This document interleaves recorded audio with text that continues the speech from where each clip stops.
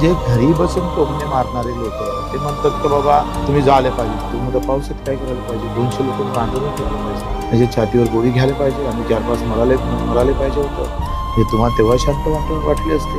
सगळ्यात जास्त संख्या कोणाची आहे? अडचणी असणाऱ्या शेतकऱ्याची यावर्षीचा माफी कधी बसणार आहे? 31 मार्च 2026 त्याच्यानं सरकार समोरची तारीख नाही फसलं. आम्ही नाही फसलो. कुठल्याही सरकारला आम्ही लोक पसंत नसतो. तो काही आवडीचा माणूस नाही, तो न आवडीचा माणूस आहे. त्याला कशा पद्धतीने खतम करायचं, तुम्ही जरी सरकारमध्ये असले तर तुम्ही हेच करणार की इसको साले को रुखा दो. त्यासाठी मला वाटते 50-60 कोटी आमच्या बदनामीसाठी सरकार.